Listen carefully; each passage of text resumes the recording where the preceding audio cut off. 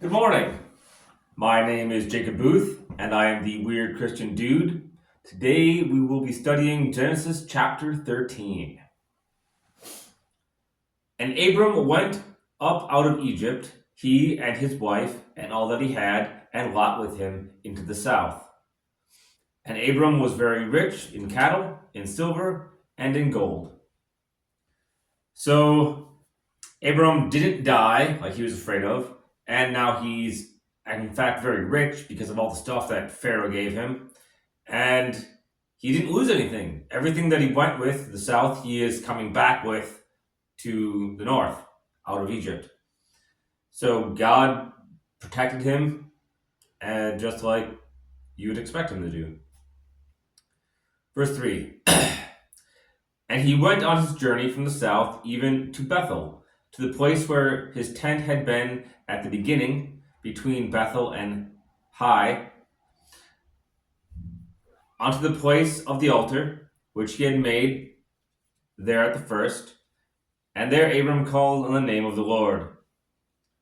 So in Genesis chapter 12, verse 8, that's what this is referring to. When Abram went. That's where he was before there was a famine, and then he went to try to go to Egypt to get food and stuff.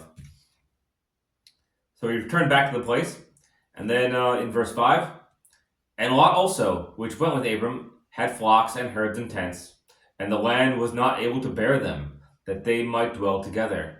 For their substance was great, so that they could not dwell together. And there was strife between the herdmen of Abram's cattle and the herdmen of Lot's cattle, and the Canaanite and the Perizzite dwelled them in the land. And Abram said unto Lot, Let there be no strife, I pray thee, between me and thee, and between my herdsmen and thy herdmen, for we are brethren.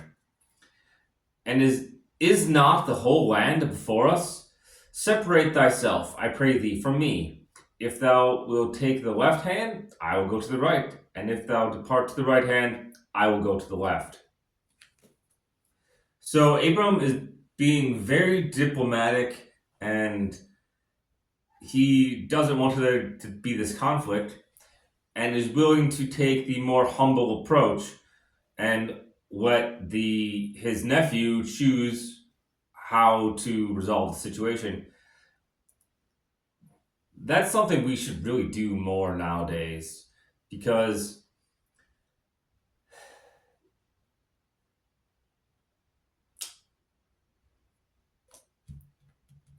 basically a lot of people try to assert their own dominance in life, and elders, especially back then, could just command people do this, do that, and that's still common in some of today's culture.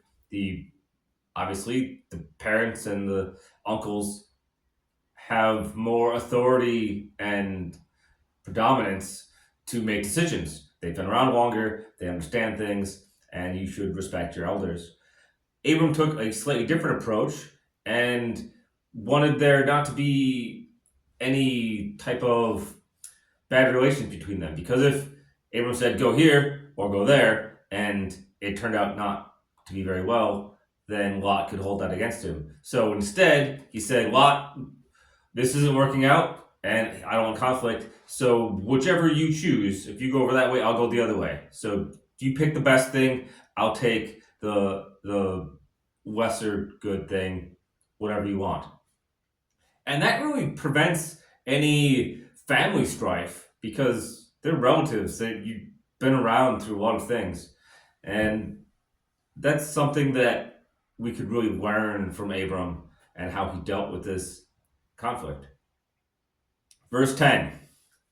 And Lot lifted up his eyes and beheld all the plain of Jordan, that it was well watered everywhere, before the Lord destroyed Sodom and Gomorrah, even as the garden of the Lord, like the land of Egypt, as thou comest unto Zoar. Then Lot chose him all the plain of Jordan, and Lot journeyed east, and separated themselves the one from the other. So Lot chose the plain of Jordan, which is near the river of Jordan, and that area is very well watered. It's a floodplain. You get lots of plants and growing, and it's wonderful compared to rocky mountains that are not that far away, and deserts. So he chose that best land, which is totally fine. Abram said, "Hey, pick whatever you want." And he's like, "I want that," so he got it. Verse 12. Abram dwelled in the land of Canaan, and Lot dwelled in the cities of the plain, and pitched his tent towards Sodom. But the men of Sodom were wicked and sinners before the Lord exceedingly.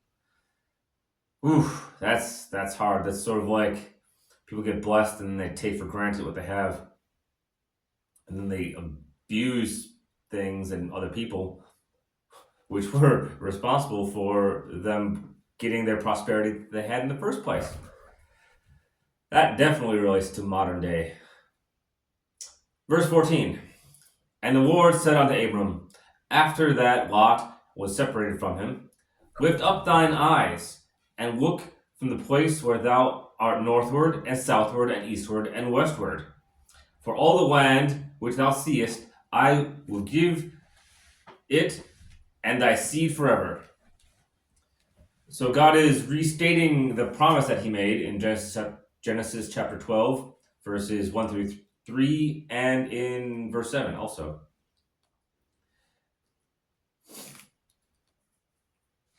Verse 16. And I will make thy seed as the dust of the earth, so that if a man can number the dust of the earth, then shall thy seed also be numbered. That is a lot of descendants.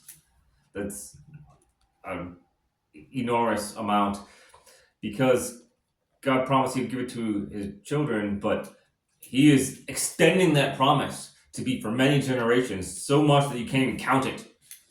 And if you look at this now, thousands of years later, we can't count it. God was right. It's impossible. Verse 17. Arise, walk through the land in the length of it, and in the breadth of it, for I will give it unto thee. She didn't jump good. So there's more walking. God wants him to tour the land. And with all of this included, there's about a 1,000-mile journey by walking in the last 2 chapters. I don't think I've walked 1,000 miles in my entire lifetime. I do walk a lot, but wow. Verse 18. Then Abram removed his tent and came and dwelt in the plain of Mamre, which is in Hebron, and built an altar unto the Lord. So the plain of Mamre and the Hebron is a mountain. It's pretty famous. It's about 20 miles south of Jerusalem. So Bethel is 12 miles north. Hebron is 20 miles south. So that's about 32 miles in radius that he had to walk around to see all of the land that you would get for you and your children in the immediate future and forever. So, thank you for watching. Have a wonderful evening, and you are always welcome to come and talk to me.